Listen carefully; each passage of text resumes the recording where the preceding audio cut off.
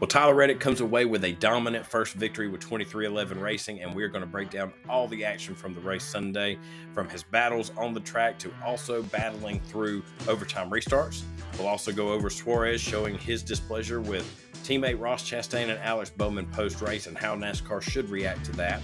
Also, we will break down the action from the trucks and Xfinity Series races where we had repeat winners in both Zane Smith and AJ Allmendinger, and we get it started right now on this episode of 3 Wide.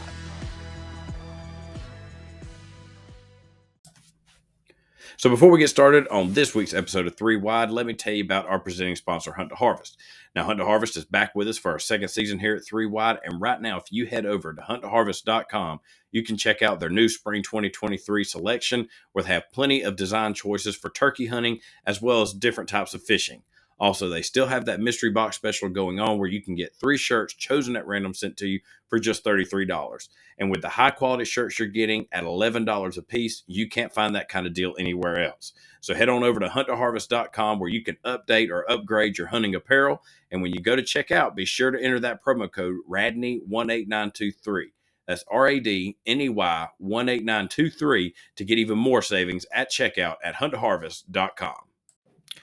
So on Saturday, we had the Truck Series kick things off at COTA, where Zane Smith repeats from his win from last season, leading the final 15 laps of the race thanks to pit strategy due to no stage caution breaks, and finishes 8th and 3rd in the first 2 stages, able to get the win. And most of this race was a battle between Cup Series regulars Ross Chastain and Kyle Busch. They swapped the lead back and forth about 6 times during the race. Kyle finished up in 3rd, Ross in 5th. But the lack of stage cautions and natural cautions in this race, this was the first weekend where NASCAR was not going to run the stage breaks. They were just going to keep everything going under green flag conditions.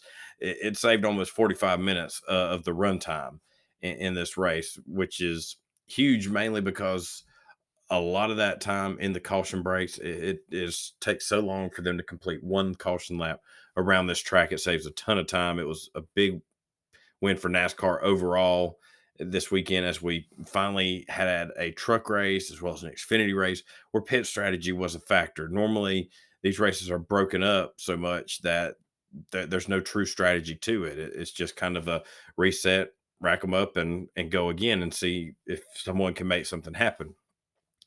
And Zane was very impressive, very strong again. Front Row Motorsports has now won every race that they've run in the Truck Series at COTA. The first year they won with Todd Gilliland. The past 2 races they've won with Zane Smith.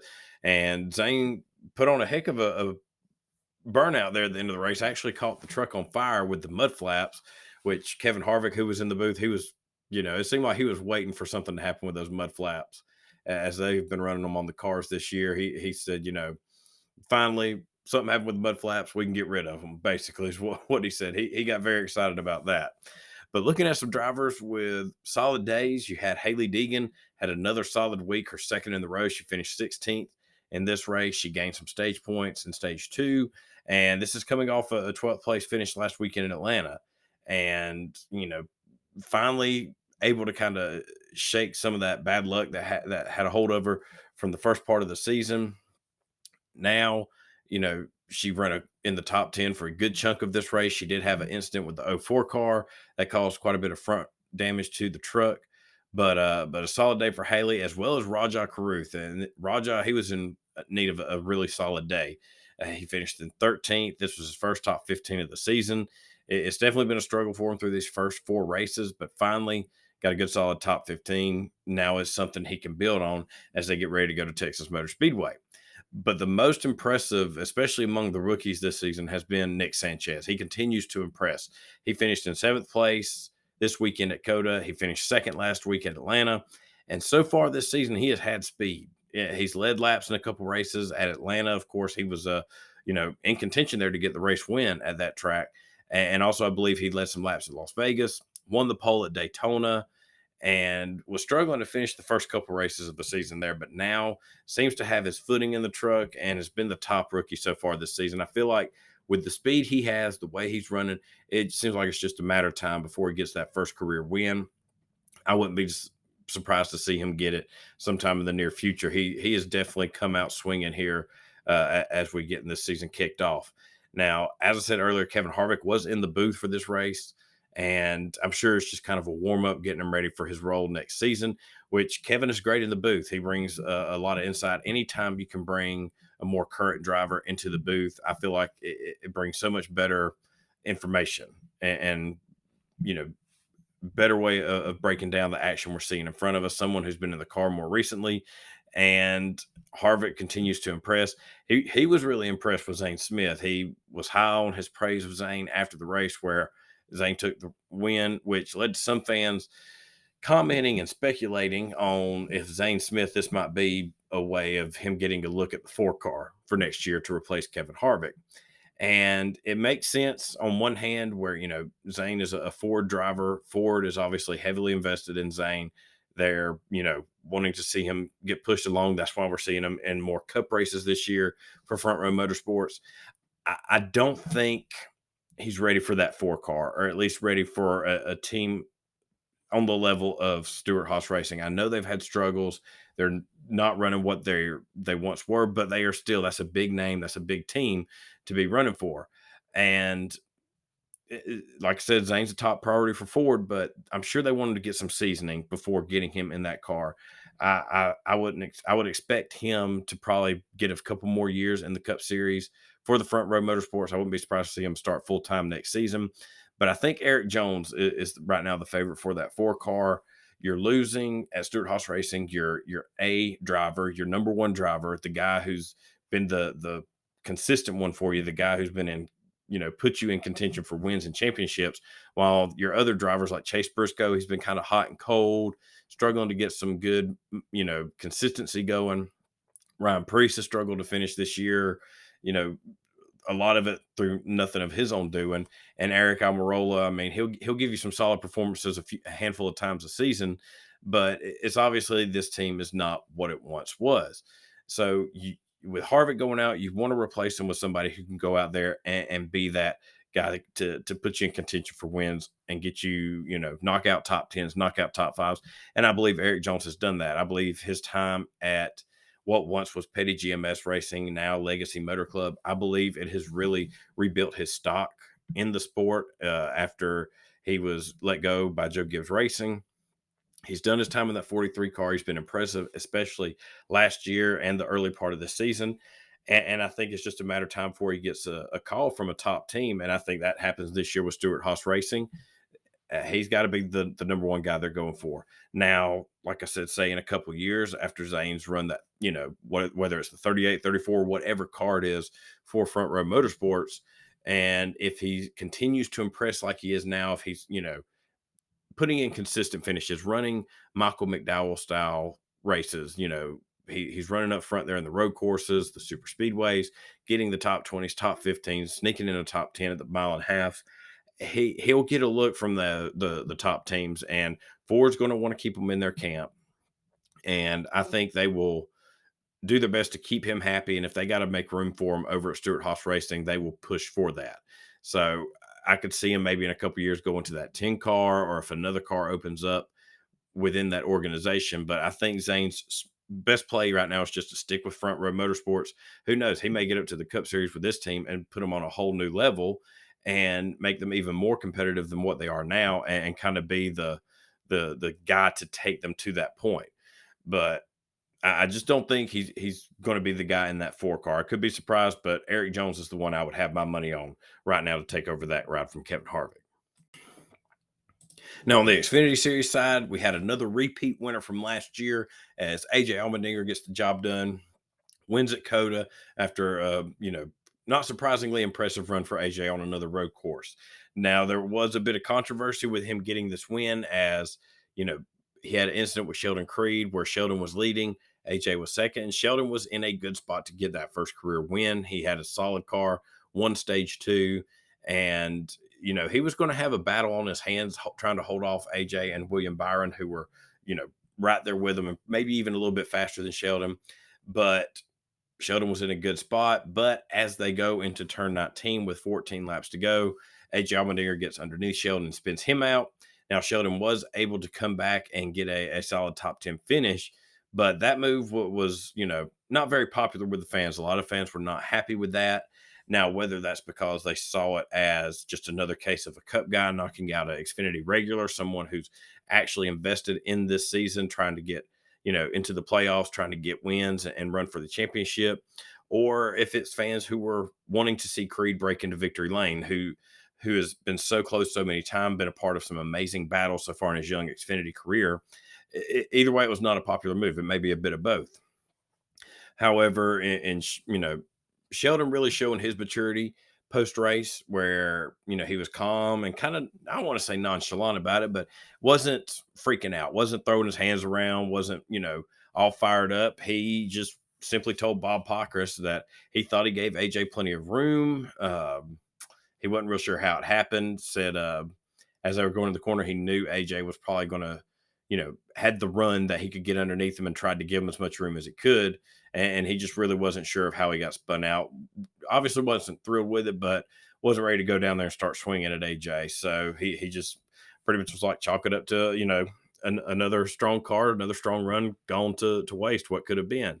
Now, one thing that probably did help with his feelings is he did finish second and first in the first two stages. So a lot of solid points for Sheldon right now, who's I believe 8th in the point standing. So he's good right now. And AJ even said in his post-race conference, that wasn't the way he wanted to win it. He didn't want it that way. He thought he had, stuck his nose far enough on the inside of Sheldon that Sheldon would give him more room. But he did say, from his view, Sheldon cut down across him. And it's just another case of, he said, both guys may see it as the truth. They see it from different perspectives. And to me, I'm kind of like, even both of them say it's just one of those racing deals. They were going into a sharp corner. I could see where both ways. Sheldon may have been giving him a little bit of room. AJ might have been expecting more and sees it as Sheldon cut across his nose. There was no malicious intent there. It's just kind of one of those deals, especially on these road courses when you go through these sharp corners. Now, AJ did say Sheldon has a right to be mad. But both drivers, kind of, they let cooler heads prevail. They were both, very mature about it, and something a lot of guys, especially in the Cup Series, should have taken note for how these guys handle these situations, because there were definitely some worse decisions made by drivers who were angry at the end of the Cup race. But before we get too far down that road, one driver who again had another solid day was Riley Herbst. He got another top 10, finishes in 10th, and sits now 15 points out of the points lead behind Austin Hill, who was knocked out of the race early, I believe, with some mechanical issues. And, looking at runs by Riley and Creed and even Sam Mayer, they've really had a solid start to this season. And you got to think this first win for all three of these guys is going to come at some point this year. I don't see any reason why they shouldn't be able to break through and get that first career win for them. And who knows what could happen there. Once you get that first win off your shoulders, it kind of takes a lot of the pressure off of you. But running up front like these guys have been, eventually it's going to be their day. And for Riley, we'll get more into it as we look forward to Richmond this weekend. This is going to be a good track for Riley to possibly break through and get that first career win.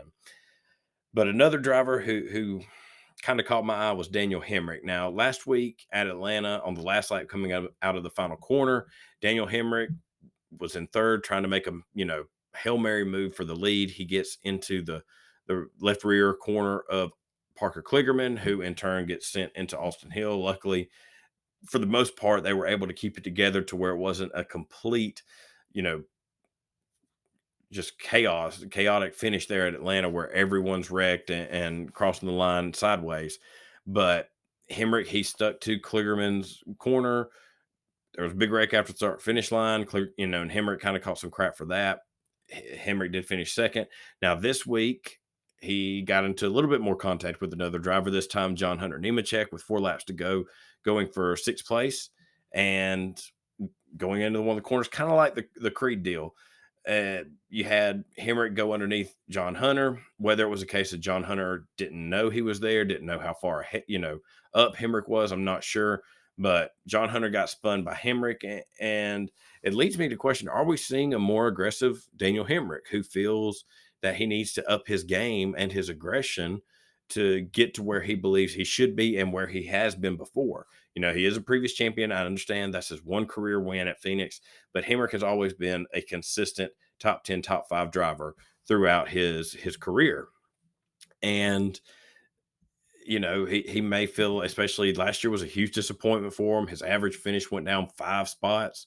So he probably feels like he may need to go out there and be a little bit more aggressive and to get back to championship contention. Or this could just be simply a racing deal like it was with Sheldon and AJ Allmendinger. He's definitely started this year better than last, and he's going to be looking to continue that trend. It's just going to be fun to watch Hemrick, at least, to say the least, over the next few weeks, see how aggressive he does come out, because obviously he's had a couple incidents these past couple races where I'm sure a lot of drivers are going to be keeping their eye on him from here on out. So now we move on to Sunday's Cup race, where Tyler Reddick, he gets his first career win with 2311 Racing, leading 41 of the 75 laps ran. Tyler was obviously the top driver of the race. He had a strong car. He was strong all weekend and was the dominant driver. Now, he did have to overcome some challenges from drivers like Kyle Busch, Alex Bowman, William Byron, Ross Chastain, all had a turn, especially Byron, up there with the lead.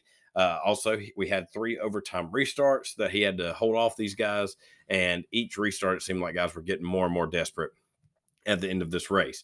But Tyler was able to hold off, and as I said earlier this season in the preseason show, I think it will take Tyler a couple races to kind of get a handle on this new car. I believe he has more speed here at 2311 Racing than he did at Richard Childress Racing, and it was a struggle start to the season, but after the first couple races, he has slowly improved, built up that momentum, built up that confidence, to where he just went out and flat out was the guy to beat all weekend. So huge win for Tyler. And you know with how he ran last year in that 8 car on the road courses, could Tyler possibly be the next guy to beat on these road courses? There for a while, it was Chase Elliott. He's got 7 wins on road courses. Tyler, he's seeming to warm up on these road courses. He's won last, at Road America. He's won at IMS last season. He's definitely seeming to be the guy to beat on these road courses. A lot of people thought it might be Austin Cindric, and Austin is still solid on road courses. I think he's going to get plenty of wins throughout his Cup career on this type of track, as well as Chase Elliott. Chase is young, and it's going to be fun to watch, I think, between these 3 drivers, and toss in your Ross Chastain and William Byron and Alex Bowman. It's going to be fun to watch all these guys battle over the years at the road courses. Kyle Busch, who driving the 8 car from, that's Tyler's old ride, he finished in 2nd. Alex Bowman, he got 3rd, and another solid run for Alex. He is just about done away with the 100 points penalty that he got after the parts were taken from Hendrick Motorsports. He has made his way back up into just outside the top 16, really, of the playoff points. So very impressed for Bowman. I think Bowman's going to have quite the season. Him and his new crew chief, Blake Harris, seem to really be hitting it off. And I could see them winning, quite a few races before the season's over with. And could we see Alex finally break through and make a deep run into the playoffs early in this season? He seems to be the guy that's going to be the one to beat on a consistent level. William Byron, he's been able to keep up with his hot start. Week in and week out, he continues to look like a guy you're going to have to go through to get the victory. Whereas his teammate, he's going to be up there in the running. He's going to get you a top 5. Byron, he's got the speed where he's going to be the one to contend with that you're going to get around for the win. What was really surprising to me was there were a couple of road course racers that were really non-existent for most of the day, which was surprising to me. You had none bigger to me than Ryan Blaney. I said in my YouTube short over the past weekend, you can find on YouTube and on Rumble, I did what my fantasy lineup would be. And I had Ryan Blaney in my garage simply because, looking over his time on road courses in the Cup Series, he's just about a safe bet to get a top 10. This week, he didn't even he hardly sniffed the top 20. It seemed like he started in the back in 38th. Car just did not seem to have it. And I don't know if they just missed it on the setup, if it was just too much to overcome starting that far in the back or what. But he finishes in 21st, and just like I said, it was seemed like a struggle for him to break into that top 20. Now, we had quite a few road course ringers. This race felt like a true throwback event. You know, when you add in the no stage break cautions and the road course ringers finally making a bit of a comeback this weekend, it was really fun to watch. You had Jenson Button and Kimi Raikkonen from the Formula One. You also had Connor Daly. You had Jordan Taylor from IMSA taking over the 9 car for injured Chase Elliott. He started 4th, was probably the guy with the most speed as far as the road course ringers go. He did finish up and end up finishing in 24th. Jenson Button was the top finishing road course ringer in 18th. And I think a lot of it was these guys were not expecting the aggressiveness of these Cup guys, the over aggressiveness of these NASCAR drivers, especially on these late restarts. I mean, they go into turn 1 and they are just plowing each other out of the way. It's unbelievable. And I just don't think they were ready for that. Even Button had a few comments for that after the race. And, you know, it's always great to have, you know, stars from other series, especially the Formula One drivers like of Raikkonen and Button's, you know, magnitude. That's pretty big for this sport. Uh, so hopefully, you know, we see more of these guys come down the road at other road course stops. I know they talked about the Project 91 car that Kimmy drove for Trackhouse. They Justin Marks had talked about they have plenty of sponsorship. They're going to have more races with this car throughout the season. They haven't announced a driver lineup, schedule, or anything like that, but it'll be. I'm really intrigued to see who else he gets, if anyone. Maybe he sticks with Kimi Raikkonen for the rest of the season. But some other drivers that really impressed, Todd Gilliland finishes in 10th. A lot of that was kind of due to those late restarts where he was, you know, knocking guys out of the way to get up there in the top 10. You also had Ricky Stenhouse getting a 7th place finish. Good solid day. He also got stage points in stage 2. So the points day he's really been needing after the past couple weeks. He's still looking really good in the playoff side of things. Chris Buescher, he comes away with an 8th place finish after starting all the way in the back in 32nd. Ty Gibbs, he finishes in 9th. Corey LaJoie 11th. And again, this Spire Motorsports team is continuing to have such an impressive start to the season. Corey, after last week's strong run at Atlanta Motor Speedway, follows it up with an 11th here. He is still inside the top 16 of the playoffs. And each week that he's able to do that is just more and more impressive. And kind of like I was talking earlier about a guy like Zane Smith, you know, looking to impress to get that, you know, hope maybe future shot with SHR. You got to think with Corey having these runs in this 7 car, does he start getting looked at by some top teams who might be looking to replace a driver for next season? Or maybe even the year after that. He's got to be catching some sort of attention with the way he's run this 7 car this year. Michael McDowell has a solid day in 12th. And you also had some other drivers going back to the struggle. Ryan Preece was the biggest one. Ryan had a solid day. He did finish in 10th in stage 1. He was up there near the top 10 for most of the race. But with all the calamity there at the end, he gets taken out. He does comment after he gets wrecked out of the race there at the end. What a bunch of hacks. You know, he's very, very much talks a lot about respectful racing. And there was not a lot of respect given there at the end of that race. And that led to fans talking about, you know, does NASCAR need to change this whole unlimited overtime restart? Do we need to go back to just 3? Do we need to do away with it, period? I'm still not all about removing the overtime finishes. I want to see us at least attempt getting that, you know, green flag, checker flag finish.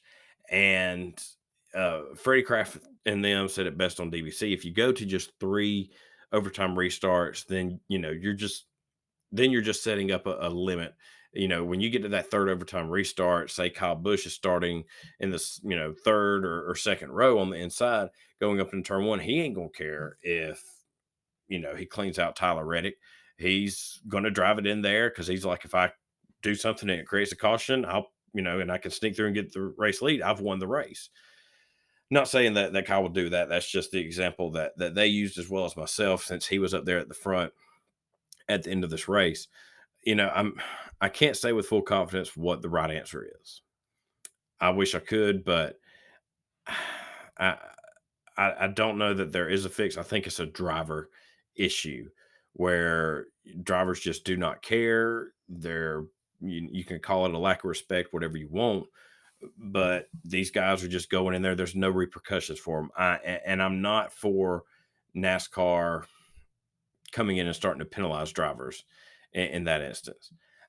If we got to go back old school to where drivers are just getting out of their cars, after you've knocked me out of the way, and we got to meet between the haulers, or we got to have a meeting before the next race, like they did with Ernie Irvin back in the day, where somebody's got to get up and we're going to hash things out, then so be it.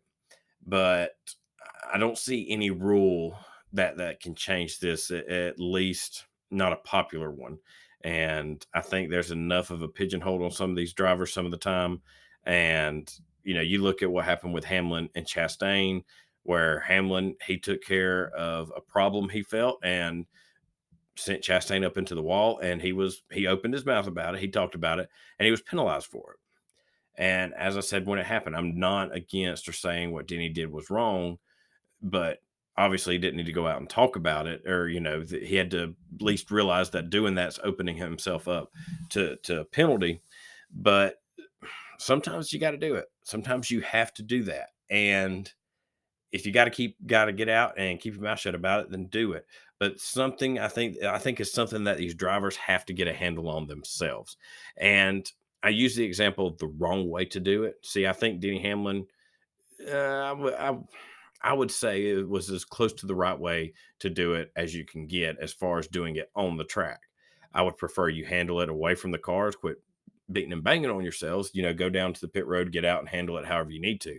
And case in point is Daniel Suarez. Daniel was one of the drivers that got, pile drive going into turn one. He had been up in the front for 90% of the race, and was taken out in a big old scrum of it there at the end of one of those overtime restarts, and winds up finishing 27th. So he went from possibly a race win to 27th. He's obviously not going to be happy about it. But the guys who hit him from behind was Alex Bowman, his teammate Ross Chastain. And to show his displeasure, coming on the pit road, Suarez first hits Chastain as they're coming into pit road, which is a pretty decent turn. Luckily, Chastain didn't lose it and spin out coming on the pit road. And then as they're going on pit road, Suarez goes up there and knocks Bowman a couple times. And I've never been a fan of doing things on pit road with the cars, especially, during the race, post race, whatever. It's like Ty Gibbs and Ty Dillon last year, when Ty Gibbs popped Ty Dillon after, Ty hit him coming out of the pit box. And Ty Dillon luckily had a hold of the wheel, or he could have went into the car that was being serviced and into the official standing there. Same deal here. You got so many officials, media members, team members, just everyone down there in a crowd on pit road after the race, everybody trying to get out of their car. You got pit crew members gathering up their stuff to call it a day. If you hit Bowman the wrong way, the wrong angle, or at the wrong speed, however, if it sends Bowman out of shape and he has to make a quick move, you have put a lot of people at risk, and unnecessary to put them in that kind of position.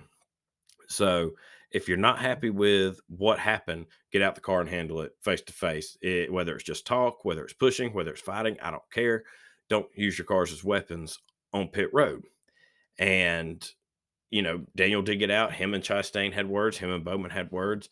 And I fully expect a penalty to come Suarez's way. I believe NASCAR even reworded their rules to where it opens Suarez up to penalties, both a fine and points. And I feel like you have to take some points away, because you want to send a message to these guys: quit messing around with the cars on pit road.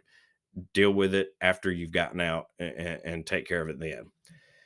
And, for Suarez to be mad at this kind of incident where everybody's piling in, nobody's showing any respect, it's kind of silly to be mad at beginning with at two certain drivers. If you want to come out and call out the whole field or the whole back half of the field, fine. But just single out two drivers, because I think Bowman got pushed by Chastain. Chastain was getting pushed by Briscoe or whoever was behind him. It's a chain reaction event. So it'd have been better served, I think, for Suarez to get out and say, all those guys behind me that came up and ran through me in the corner, got no respect, yada, yada. That's fine. But, I get you're angry, but it's being shown in the wrong way. And I think it's being put in the wrong place at the end of these kinds of races. It's not your normal mile and a half where it just takes one guy to spin you out. There's a whole pile of guys going six wide into one corner at this track. So look for Suarez to get a penalty on that. I hope, it kind of sends the message to these guys that, hey, we're done playing games on pit road. And just before we get off this cup race, over the weekend in general, two things. Number one is the stage-free cautions, or the caution-free stage ends, where they just ran it straight through and the green flag was a huge win. A lot of fans were wanting to, calling for it to be implemented across the board at all the tracks. I say, nope, I'm not for that. I think it's perfect for the road courses, cuts out your run time. It allows pit strategy to become a factor for all three of your series. The only other track I could see an argument be made at is super speedways, possibly. But, coming to the end of the stages of super speedways, everybody's, fighting to get in the top 10. You'll probably end up with a wreck going into turn one, and there's going to be a caution anyway. But at mile and a halves and short tracks right now, I don't see any reason to implement this, stage free or this caution free stage ends. I say right now, keep it at road courses. Too much of a good thing can still be a bad thing. So let's just hold it where it's at. And I think it was a big win for NASCAR making that decision. So props to them on that. And the other thing was the whole out of bounds deal in the S's. What I don't understand about this rule, I get you have track limits, and NASCAR was consistent with calling the penalties through the S's. So, nothing against, I'm not saying NASCAR made any wrong calls on penalties. My main take, or, axe to grind on it, is they have this limit on the S's, but as soon as they come out of the S's, there's a couple more corners, and these drivers can run all the way up on the curb and put all four tires off the racetrack, and it's all fair. It's all good. That I don't understand why it's wrong in this section, but literally a couple 100 feet down in a even sharper corner where I think more time is to be made, putting, shortcutting the corner by getting over the curb. I don't understand why that isn't, in the same rule as the S's. Maybe I'm alone in that, but that was one thing I noticed over the race weekend. But still a solid race weekend at COTA. Another big win for NASCAR with the stage free cautions. And this is another road course. I'm a big fan of this track. I'm glad NASCAR's got on the schedule, and I hope it stays on it, unlike they did with Road America. So this weekend, we have all three series racing, but the Truck Series is racing over at Texas Motor Speedway, while the Cup Series and Xfinity Series run over at Richmond. On the Truck Series side, Stuart Friesen is the defending race winner of this race last year. It was run a little bit later in the season than it is now. It was ran in May. This time it is running all the way right here at the beginning of April. So will the track be any different than it has before? Will that make any difference? We'll have to wait and see. While Stuart Friesen, he was the dominant truck last year at this race, the driver to watch, I feel like, is going to be Christian Eckes. He finished second here last year, led 40 laps. He's got a lot of speed in this 19 truck. He won at Atlanta and at COTA this past weekend, won a stage, and was, and looked to be in a pretty good shot to get a solid finish. Unfortunately, his truck had a mechanical failure. He was knocked out of that race. But Christian Eckes is the driver I feel like to watch in this weekend's race. On the Xfinity Series side, when you go to Richmond, this is Justin Allgaier's top track besides Phoenix. In 22 races, Allgaier, he has 11 top 10s, 8 top 5s, 2 wins, average finish of 12.6. This is all coming from Racing Reference. So he is going to always be the driver to watch here. But there's two other guys that you want to keep a close eye on. One of them is, as I mentioned before, in the Xfinity Series section of the show, is Riley Hurst. He doesn't have as, deep a stats to dig into as Allgaier. He has 5 starts at this track, 4 top 10s, 2 top 5s, the same average finish of 12.6. So this is a good track where Riley can possibly break through that glass ceiling and get that first career win. But I think these guys are going to have to go through Daniel Hemrick. Daniel's the guy that I've got circled and that I wouldn't be surprised to come away with a win. I think he can get this second career win at this track, especially with the finishes he's had over the past few weeks. He's having a much better start to 2023. In 6 starts at Richmond, Hemrick has 5 top 10s, 3 top 5s, and an average finish of 8.5. So I think Hemrick is going to be the guy everyone's going to have to try and keep up with come Saturday.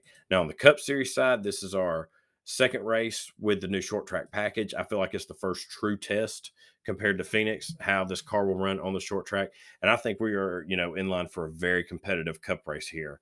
There's a lot of guys that are strong at this track. And if this short track package improves it in any way, we could be in for quite the show. Denny Hamlin's the defending race winner here at this track. This is one of his home tracks. And he has been, him and his teammate Martin Truex Jr., they have been the top guys here. In the past 10 races, Denny Hamlin, he has 8 top 5s, 2 wins, very, very solid at this track. He's always up near the front, it seems like. Martin Truex Jr.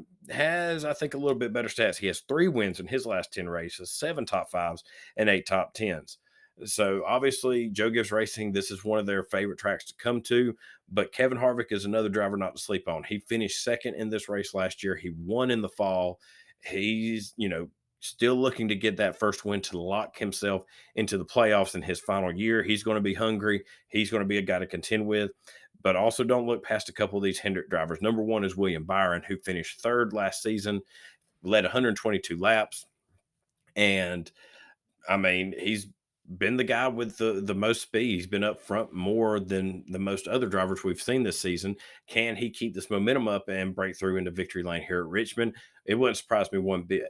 But his teammate Alex Bowman, who's been probably overall the most consistent driver in the Cup Series this year, he finished 8th in this race last season. He won in the spring of 2021. And I think Bowman, he's going to get a few wins this year. And this could be a perfect place for him to get that start. I want to put Ryan Blaney on my list so bad of drivers to watch. But just with the way he ran this past weekend, it's got me a little gun shy on him. But still, keep an eye on Blaney. He won the pole last season. He led 128 laps. He led the most laps of anyone at this race. So this might be the place where Blaney, can he get it turned around and get another good solid top 10, top 5 finish, possibly even a win.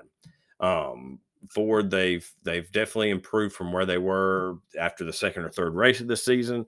So I'm just still a little hesitant on Blaney, but I got high hopes for him. So it's going to be a great weekend of races. You don't want to miss a single lap of it. And it all starts with the Truck Series at Texas Motor Speedway. And that'll wrap up this week's episode of 3 Wide. As always, thank you for joining me and listening along. Don't forget to hit that subscribe button to wherever you're listening to this podcast from. We're on Apple, Google Podcasts, Spotify, Amazon Music, iHeartRadio, wherever you get your podcast from. You can simply click that subscribe button so you know when the new episodes drop. Also, you can click on the link below in the description to my YouTube channel.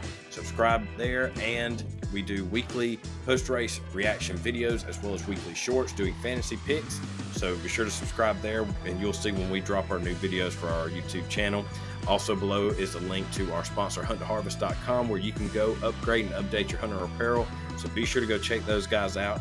I hope everyone has a wonderful rest of their week. We will meet back same time next week and go over all the action from Texas Motor Speedway and Richmond International Raceway.